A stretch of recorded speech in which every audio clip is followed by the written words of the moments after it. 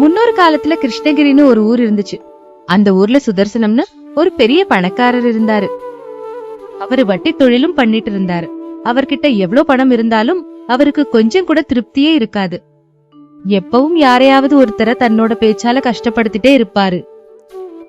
யாராவது சந்தோஷமா இருக்காங்கன்னு தெரிஞ்சா அவருக்கு தூக்கமே வராது. அதே ஊர்ல கிருஷ்ணய்யான்னு ஒரு ஏழை விவசாயி இருந்தாரு. அந்த வருஷம் சரியா மழை பெய்யாததால விவசாயத்துல போட்ட முதலீடு கூட அவருக்கு திரும்ப கிடைக்கல.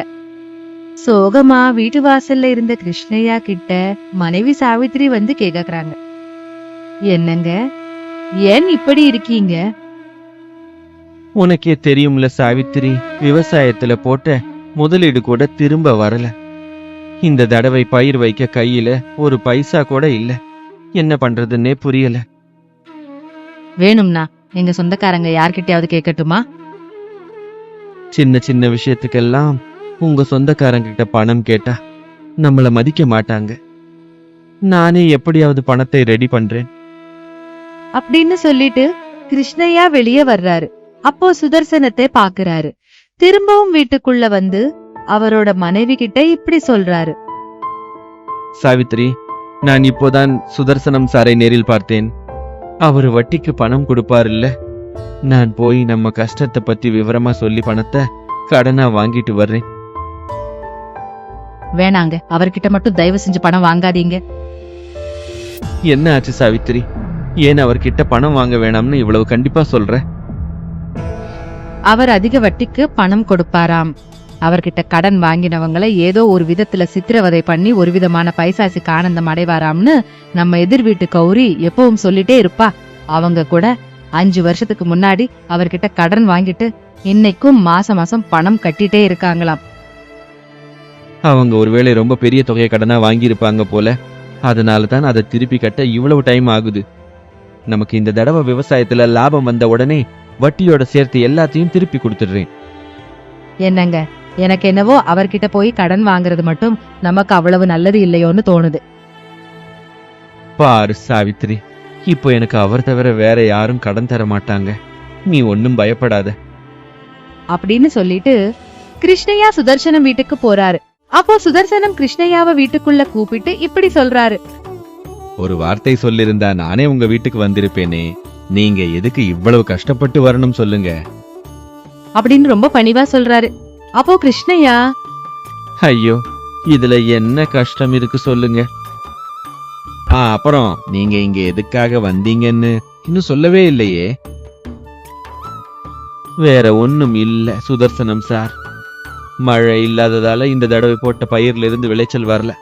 ரொம்ப கஷ்டத்துல இருக்கேன். அடுத்த தடவை பயிர் போட கூட என்கிட்ட காசு இல்ல. அதான் உங்ககிட்ட கடனா கொஞ்சம் பணம் வாங்கிட்டு போகலாம்னு வந்தேன். அடடா, நான் சில மாசத்துக்கு முன்னாடியே வட்டிக்கு கடன் கொடுக்கறத நிறுத்திட்டேனே அப்படின்னு சொல்றாரு. சுதர்சனம் பணம் தருவாருன்னு ரொம்ப நம்பிக்கையோட வந்த கிருஷ்ணய்யா வருத்தத்தோட இப்படி சொல்றாரு, ஐயா, நீங்க பணம் தருவீங்கன்னு ரொம்ப நம்பிக்கையோட உங்ககிட்ட வந்தேன். தயவு செஞ்சு இந்த கஷ்டமான நேரத்துல எனக்கு உதவி பண்ணுங்க. என் தோலை உரிச்சு உங்களுக்கு செருப்பு தச்சு தர்றேன் அப்படின்னு கிருஷ்ணய்யா அழுதுகிட்டே சொல்றாரு. அதை கேட்ட சுதர்சனம் இப்படி சொல்றாரு, நீங்க இப்படி சொல்றத கேட்க எனக்கே ரொம்ப கஷ்டமா இருக்கு. சரி இருங்க, இப்பவே தர்றேன் அப்படின்னு சொல்லிட்டு பீரோ கிட்ட போய் கொஞ்சம் பணத்தை எடுத்துட்டு வந்து கிருஷ்ணய்யா கிட்ட கொடுக்கறாரு. பாருங்க கிருஷ்ணய்யா அவர்களே, இதுல 1000 ரூபாய் இருக்கு. இந்த பணத்தை வச்சு நீங்க விவசாயத்தை ஆரம்பிங்க. அந்த பணத்தை பார்த்ததும் கிருஷ்ணய்யா சந்தோஷமாக இப்படி சொல்கிறார், ரொம்ப சந்தோஷம் சுதர்சனம் அவர்களே. உங்க உதவி இந்த ஜென்மத்துல மறக்க மாட்டேன். அப்படியே இந்த பணத்துக்கான வட்டி பத்தி சொல்லவே இல்லையே. நான் தான் முன்னாடியே சொன்னேன்ல, நான் வட்டி தொழிலை விட்டுட்டேன்னு. நீங்க ஏதோ கஷ்டத்துல இருக்கீங்கன்னு தான் இந்த பணத்தை உங்களுக்கு தர்றேன். நீங்க ஒரு பைசா கூட வட்டி கட்ட வேண்டிய அவசியம் இல்லை. திரும்ப என் பணத்தை என்கிட்ட கொடுத்து நீங்க சொன்ன வார்த்தையை காப்பாத்துனா அதுவே போதும் அப்படின்னு சுதர்சனம் சொல்ல இன்னும் சந்தோஷப்பட்டு, நீங்க மனுஷ ரூபத்தில் இருக்கிற கடவுள் ஐயா அப்படின்னு சுதர்சனத்தை பாராட்டிட்டு பணத்தை வாங்கிட்டு வீட்டுக்கு வர்றாரு. வீட்ல இருக்கிற பொண்டாட்டி கிட்ட நடந்ததை எல்லாம் சொல்றாரு. நீ மத்தவங்க பேச்ச கேட்டு அந்த மனுஷனை பத்தி என்கிட்ட தப்பா சொல்லிட்ட. அவர்கிட்ட பெரிய பணக்காரங்கிற கொஞ்சம் கூட கர்வம் இல்லை. என்ன ரொம்ப ஆப்பியாசமா அன்பா பேசினாரு. ஒரு பைசா வட்டி கூட எதிர்பார்க்காம நமக்கு உதவி பண்ணிருக்காரு. அப்படியா? அப்புறம் ஏன் நம்ம எதிர் வீட்டு கௌரி அப்படி சொன்னா? அவங்களுக்குள்ள என்ன சண்டையோ என்னவோ தெரியல விடு சாவித்திரி. அப்படின்னு கிருஷ்ணய்யா சொல்றாரு. அடுத்த நாள்ல இருந்து அவரு வயலுக்கு போய் விவசாய வேலைகளை ஆரம்பிக்கிறாரு. இன்னும் சில மாசங்கள் போகுது. விவசாயத்தில் கிருஷ்ணய்யா எதிர்பார்த்ததை விட அதிக லாபம் வருகிறது. கிருஷ்ணய்யாவும் அவரோட மனைவியும் ரொம்ப சந்தோஷமா இருக்காங்க. எனக்கு ரொம்ப ரொம்ப சந்தோஷமா இருக்குங்க. இந்த காசை வச்சு நம்ம கடனை எல்லாம் அடைச்சிட்டு ரொம்ப நிம்மதியா சந்தோஷமா இருக்கலாம். நம்ம கடன் பத்தி சொன்னதும் தான் ஞாபகம் வருது. நமக்கு இவ்வளவு வருமானம் வர காரணமே அந்த சுதர்சனம் சார் தான். அவரே இல்லைன்னா நம்ம நிலைமை என்னவாகி இருக்குமோ? ஆமாங்க, முதல்ல நீங்க போய் அவரோட பணத்தை அவர்கிட்ட கொடுத்துட்டு நன்றியே சொல்லிட்டு வாங்க. இந்த வருமானத்துக்கு அவரே காரணங்கிறதால அவரு வேணாம்னு சொன்னாலும் இந்த பணத்துக்கு வட்டியும் சேர்த்து போட்டு அவர்கிட்ட கொடுத்துட்டு வர்றேன் அப்படின்னு கிருஷ்ணய்யா நினைச்சிட்டு பணத்தை எடுத்துக்கிட்டு சுதர்சனம் வீட்டுக்கு கிளம்புறாரு. வாங்க வாங்க கிருஷ்ணய்யா சார், எப்படி இருக்கீங்க? உங்க தயவால நாங்க ரொம்ப சந்தோஷமா இருக்கோம் ஐயா. இதோ நீங்க கொடுத்த காசு, இதுலயே வட்டியும் கூட இருக்கு ஐயா. ஒரு தடவை கணக்கு பாத்துக்கோங்க. பணத்தை வாங்கிக்கிட்ட சுதர்சனம் இப்படி சொல்றாரு. இருந்தாலும் வட்டி வேணாம்னு தான் சொன்னேனே கிருஷ்ணய்யா அவர்களே. ஐயா, தயவு செஞ்சு வேணாம்னு சொல்லாதீங்க. என் திருப்திக்காக இதை வாங்கிக்கோங்க. சரி, உன் சந்தோஷத்துக்காக இந்த வட்டி பணத்தை கூட நான் ஏத்துக்கிறேன். ரொம்ப சந்தோஷம் ஐயா. அப்போ நான் கிளம்புறேன். எங்க போறீங்க கிருஷ்ணய்யா? உங்க வார்த்தையை காப்பாத்திட்டு அப்புறமா போங்க. ஐயா, உங்க பணத்தை உங்ககிட்டயே கொடுத்து என் வாக்க காப்பாத்திட்டேனே ஐயா. அது இல்ல கிருஷ்ணய்யா, ஒரு தடவை என்கிட்ட பணத்துக்காக வந்தப்போ நீங்க என்ன சொன்னீங்கன்னு ஞாபகம் பண்ணி பாருங்க அப்படின்னு சுதர்சனம் சொன்னதும் கிருஷ்ணய்யாவுக்கு ஒண்ணுமே புரியல. ஐயா, நான் காசு கேட்டு கெஞ்சினது எனக்கு ஞாபகம் இருக்குங்க ஐயா. காசு கேட்டு கெஞ்சும் போது நான் மட்டும் உனக்கு உதவி பண்ணுனா உன் தோலை உரிச்சு எனக்கு செருப்பு தச்சு தர்றேன்னு சொன்னியே, ஞாபகம் இருக்கா? ஓ சுதர்சனம் ஐயா, அது சும்மா பேச்சுக்கு சொன்னதுங்க ஐயா. என்ன கிருஷ்ணய்யா, உன் தேவை முடிஞ்சதும் பேச்சை மாத்துற? நான் உனக்கு காசு கொடுக்கறதுக்கு முன்னாடியே சொன்ன சொல்லுல நிக்கணும்னு தெளிவா சொல்லி இருந்தேன். அதுக்கு நீயும் சம்மதம் தெரிவிச்ச. இப்ப நீ சொன்ன சொல்லுல நிக்கலன்னா நான் ஊர் பெரியவர்கிட்ட போய் புகார் பண்ணுவேன். ஐயா, என்னங்க ஐயா இப்படி அநியாயமா பேசுறீங்க? நான் தான் சொல்றேன்லங்க ஐயா, அது ஏதோ பேச்சுக்கு சொன்னதுன்னு. என்ன, நான் அநியாயமா பேசுறேனா? ஆமா, உன் தேவை முடிஞ்சிடுச்சுல. இப்ப என்ன வேணாலும் சொல்லுவ. நட, ஊர் பெரியவர் முன்னாடி பாத்துக்கலாம் அப்படின்னு சுதர்சனம் கிருஷ்ணய்யா 2 பேரும் சேர்ந்து ஊர் பெரியவர்கிட்ட போறாங்க. என்ன ஆச்சு? உங்க பிரச்சனை என்ன? பாருங்க ஊர் பெரியவரே, இந்த கிருஷ்ணய்யா கஷ்டத்துல இருக்கான்னு உதவி பண்ணுனா இப்ப அவரோட தேவை முடிஞ்சதும் சும்மா பேச்சுக்கு சொன்னேன்னு சொல்லி தப்பிக்க பாக்குறாரு. அசலா என்ன நடந்துச்சுன்னு கொஞ்சம் விவரமா சொல்றீங்களா? அப்படின்னு ஊர் பெரியவர் கேக்குறாரு. சுதர்சனம் நடந்த விஷயம் எல்லாத்தையும் சொல்றான். என்ன கிருஷ்ணய்யா, இவன் சொன்ன மாதிரி உதவி பண்ணா உன்னோட தோலை உரிச்சு செருப்பு தச்சு தரேன்னு சொன்னியா? ஆமாங்க சொன்னேன். ஆனா அது சும்மா பேச்சுக்கு தான் சொன்னேன். நீயே சொன்னேன்னு இப்ப ஒத்துக்கிட்டதுனால நீ உன்னோட தோல்ல சுதர்சனத்துக்கு செருப்பு தச்சு தான் ஆகணும். அதுக்கு உனக்கு 1 வாரம் வரைக்கும் டைம் தர்றேன் அப்படின்னு ஊர் பெரியவர் சொல்றாரு. சுதர்சனம் ரொம்ப சந்தோஷப்படுறான். கிருஷ்ணய்யாவுக்கு மட்டும் என்ன பண்றதுன்னு தெரியாம ரொம்ப வருத்தப்பட்டு வீட்டுக்கு போய் நடந்த எல்லா விஷயத்தையும் தன் பொண்டாட்டி கிட்ட சொல்றாரு. நான் முதல்ல இருந்தே சொல்லிட்டு தான் இருக்கேன், அவன்கிட்ட காசு வாங்காதீங்கன்னு. அவன் நல்லவன் இல்லைன்னு சொன்னேன். நீங்க என் பேச்ச கேட்டீங்களா? இப்ப பாருங்க என்ன வேலை பண்றான்னு அப்படின்னு சாவித்திரி வருத்தப்படுறா. ஆமா சாவித்ரி, நீ எவ்வளவோ தடவை என்ன எச்சரிச்ச. ஆனா நான் தான் அதை கேட்காம விட்டுட்டேன். இந்த தடவை முன்னெப்போதும் இல்லாத அளவுக்கு விளைச்சலும் வருமானமும் வந்துச்சுன்னு சந்தோஷப்பட்டோம். அதுக்குள்ள இந்த கஷ்டம் வந்துடுச்சு அப்படின்னு அந்த கணவன் மனைவி 2 பேரும் வருத்தப்பட்டாங்க. இன்னும் ஒரு 2 நாள் அப்படியே போகுது. சுதர்சனம் ஒரு பணப்பையோட காட்டு வழியா டவுனுக்கு கிளம்புறாரு. அப்போ வழி நடுவுல 2 திருடங்க அவரை மறிச்சு அவர்கிட்ட இருந்த பணப்பைய புடுங்கிட்டு சுதர்சனத்தை கொல்ல முயற்சி பண்றப்போ கரெக்டா அதே நேரத்துக்கு ஊர் பெரியவர் அங்க வர்றாரு. ஐயா, கரெக்ட் டைம்க்கு கடவுள் மாதிரி வந்தீங்க. இந்த திருடங்க கிட்ட இருந்து என்ன காப்பாத்துங்க. செத்து உங்க வயித்திலேயே பிறப்பேன் அப்படின்னு சுதர்சனம் ஊர் பெரியவர் கிட்ட கெஞ்சுறாரு. உடனே அந்த ஊர் பெரியவர் அந்த திருடங்க மேல பாய்ஞ்சு சுதர்சனத்தை காப்பாத்துறாரு. அதுக்கு சுதர்சனம் ஊர் பெரியவருக்கு நன்றிய சொல்றாரு. இப்படி இன்னும் சில நாள் அப்படியே போகுது. கிருஷ்ணய்யாவுக்கு ஊர் பெரியவர் கொடுத்த டைம் இன்னையோட முடியுது. அதனால சுதர்சனம் நேரா ஊர் பெரியவர் கிட்ட போய், ஐயா, ஊர் பெரியவரே, நீங்க கிருஷ்ணய்யாவுக்கு கொடுத்த டைம் இன்னையோட முடிஞ்சு போச்சு. உடனே அவரை வரவழைச்சு சொன்னபடி அவரோட தோல்ல எனக்கு செருப்பு தச்சு கொடுங்க அப்படின்னு சுதர்சனம் ஊர் பெரியவர் கிட்ட கேட்டுக்கிறான். உடனே ஊர் பெரியவர் கிருஷ்ணய்யாவை கூப்பிடுறாரு. இங்க பாரு கிருஷ்ணய்யா, நான் உனக்கு கொடுத்த அந்த ஒரு வாரம் டைம் இப்போ முடிஞ்சுடுச்சு. இப்போ சுதர்சனத்துக்கு உன் தோல்ல செருப்பு தச்சு கொடு. ஐயா, இந்த சுதர்சனம் பெரிய ஏமாத்துக்காரன். ஏதோ பேச்சுக்கு சொன்ன வார்த்தைய பிடிச்சுக்கிட்டு என் புருஷனை கொல்ல பாக்குறான். எங்களை நீங்க தான் காப்பாத்தணும். நான் ஒரு வாரத்துக்கு முன்னாடியே என்னோட தீர்ப்ப சொல்லிட்டேன். ஒருவேளை சுதர்சனம் ஒத்துக்கிட்டா மட்டும் என் தீர்ப்ப ரத்து பண்ணிடுவேன். என்ன சொல்ற சுதர்சனம் அப்படின்னு ஊர் பெரியவர் சொல்றாரு. ஆனா தன் முடிவுல எந்த மாற்றமும் இல்லைன்னு சுதர்சனம் கராரா சொல்லிடுறான். சுதர்சனம் இதுக்கு ஒத்துக்காததால கிருஷ்ணய்யா, நீ உன் தோலை உரிச்சு சுதர்சனத்துக்கு செருப்பு தச்சு கொடு அப்படின்னு ஊர் பெரியவர் சொல்றாரு. சுதர்சனம் ரொம்ப சந்தோஷமா இருக்கான். ஏய் சுதர்சனம், இந்த கிருஷ்ணய்யா உனக்கு செருப்பு தச்சு கொடுத்ததும் நீ செத்து என் வயித்துல பிறக்கணும் அப்படின்னு ஊர் பெரியவர் சொல்றாரு. இத கேட்ட சுதர்சனத்துக்கு ஒண்ணுமே புரியல. என்ன ஊர் பெரியவரே நீங்க சொல்றது? நான் செத்து உங்க வயித்துல பிறக்கிறதா?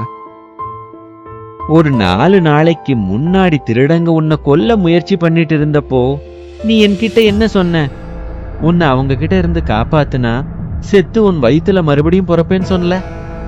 எப்போ கிருஷ்ணய்யா தான் சொன்ன வார்த்தைப்படி உனக்கு செருப்பு தச்சு கொடுக்கிறாரோ அப்பவே நீ செத்து என் வயித்துல பிறக்கணும், சரியா? அப்படின்னு ஊர் பெரியவர் சொன்னதும் அங்க இருந்த எல்லாரும் கை தட்டுறாங்க.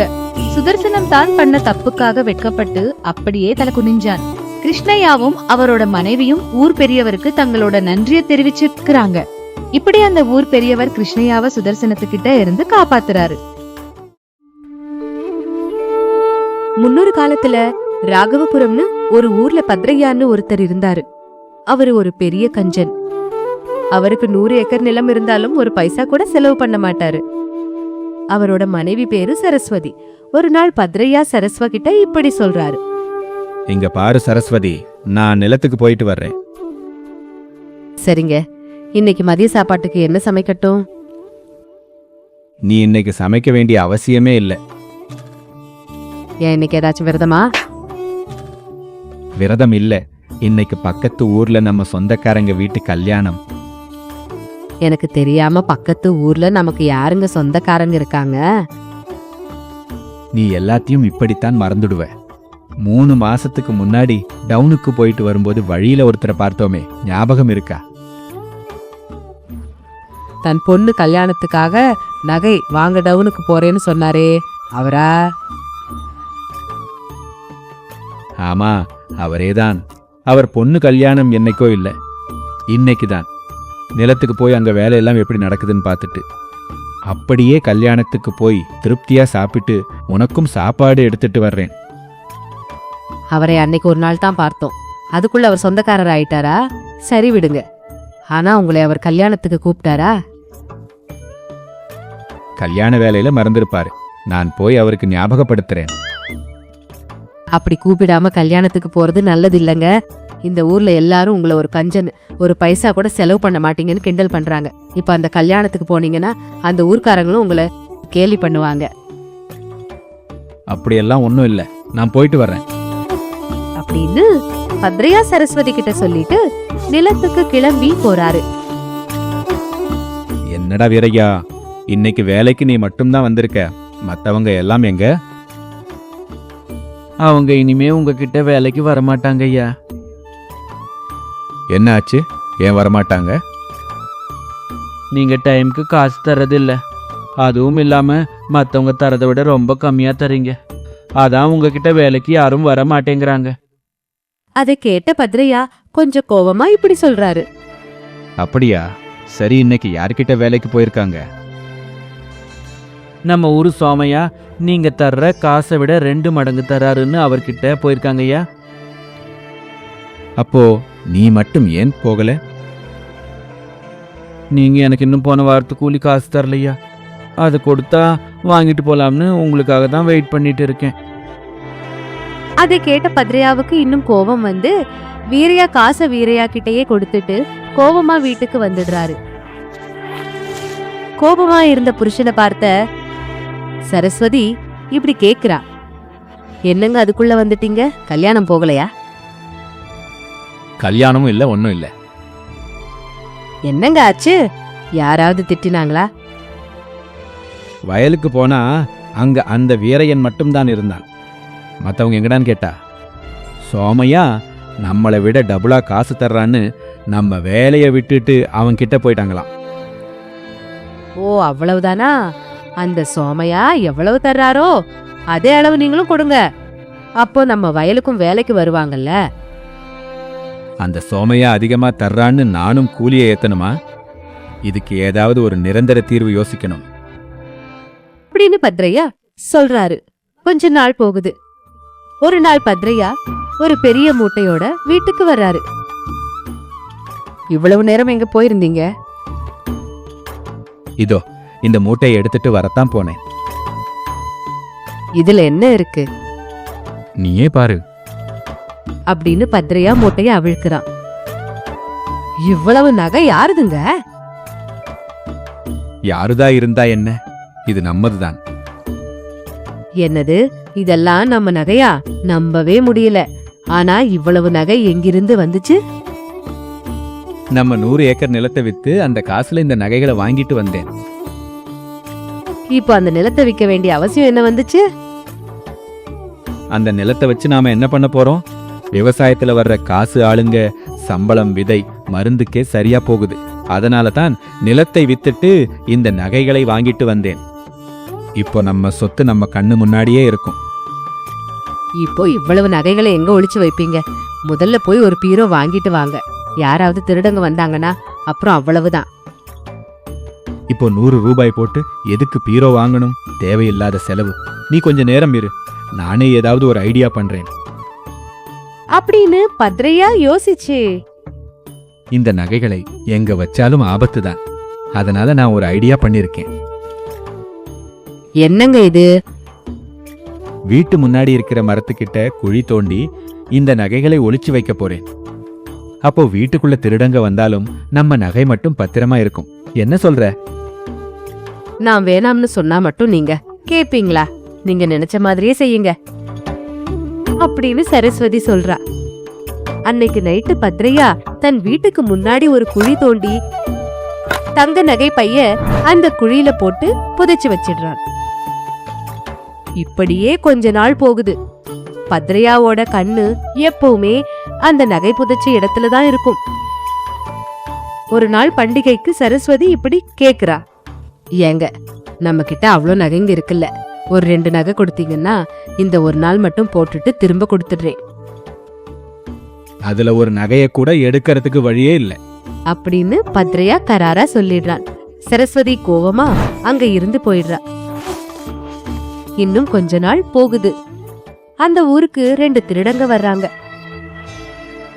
டேய், இந்த ஊர்லயே பெரிய பணக்காரன் வீடு இதுதான்டா அப்படின்னு பத்ரையா வீட்டை காட்டுறான். அப்போ அவன் கூட இருந்த இன்னொரு திருடன் இப்படி சொல்றான், அவன் ஒரு பெரிய கஞ்சன்டா. எனக்கு தெரிஞ்சு அவன் வீட்ல ஒரு ஓட்ட பைசா கூட இருக்காது. டேய், அவர் இப்பதான் அவரோட 100 ஏக்கர் நிலத்தை வித்தாராம். அந்த பணத்தை கண்டிப்பா வீட்ல தான் ஒளிச்சு வச்சிருப்பார்.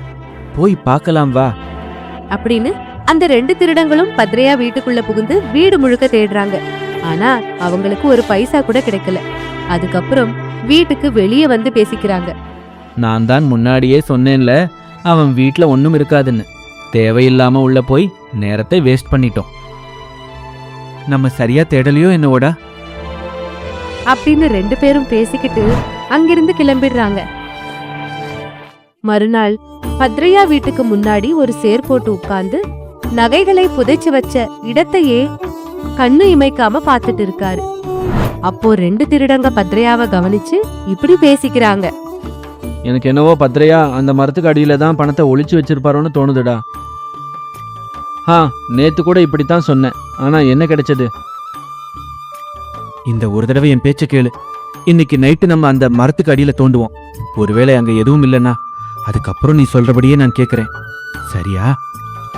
அப்படின்னு ஒரு திருடன் சொல்ல இன்னொரு திருடனும் அதுக்கு சம்மதிக்கிறான். அன்னைக்கு நைட்டு அந்த 2 திருடங்களும் பத்ரையா வீட்டுக்கு முன்னாடி தோன்றாங்க. அவங்களுக்கு ஒரு பெரிய மூட்டை கிடைக்குது. அதை பார்த்து 2 பேரும் ரொம்ப சந்தோஷப்படுறாங்க. நான் சொன்னேன்ல அந்த ஆளு இங்கதான் பணத்தை ஒளிச்சு வச்சிருப்பாருன்னு. சரி, முதல்ல இங்க இருந்து ஓடிடலாம் வா. யாராவது பார்த்தா ஆபத்து. அப்படின்னு அந்த 2 திருடங்களும் அந்த மூட்டையை எடுத்துக்கிட்டு தூரமா ஓடிடுறாங்க. அடுத்த நாள் பத்ரையா தூங்கி எந்திரிச்சு தான் தங்கம் நகைகளை புதைச்சு வச்ச இடத்துக்கு போறாரு. ஏதோ சந்தேகம் வந்து அங்க தோண்டி பாக்குறார். அங்க அவன் ஒளிச்சு வச்சிருந்த நகை மூட்டைய காணோம். அப்போ பத்ரையா ஒன்னு அழ ஆரம்பிக்கிறான். அதை கேட்ட சரஸ்வதி அங்க வந்து, என்னாச்சுங்க, ஏன் அழறீங்கன்னு கேக்குறா. நான் ஒளிச்சு வச்சிருந்த தங்க நகை மூட்டையை யாரோ திருடிட்டு போயிட்டாங்க. அதை கேட்டு சரஸ்வதியும் வருத்தப்பட்டு, நான் சொல்லிக்கிட்டே இருந்தேன் ஒரு 100 ரூபாய் கொடுத்து பீரோ வாங்கிட்டு வாங்கன்னு. என் பேச்சை கேட்டீங்களா? இப்ப பாருங்க, எல்லாம் திருடு போயிடுச்சு. இப்படியே இன்னும் 1 வாரம் போகுது. பத்ரையா தினமும் அந்த நகைகளை நினைச்சு வருத்தப்படுறான். அப்போ சரஸ்வதி இப்படி சொல்றா, நீங்க ஏன் இப்படி வருத்தப்படுறீங்க? அந்த நகை மூட்டை இருந்தப்போ நீங்க ஒரு நாள் கூட அதை அனுபவிக்கல. வீட்டுக்கு முன்னாடி இருக்குன்னு நினைச்சு சந்தோஷப்பட்டீங்க. இப்பவும் அங்க இருக்குன்னே நினைச்சுக்கோங்க. உங்க வருத்தம் கொஞ்சம் குறையும். சரஸ்வதி, என் வருத்தம் அதுக்காக இல்ல. நிஜமாவே பண்டிகைக்கு உனக்கு ஒரு நகை கூட வாங்கி தரலையேன்னு தான்.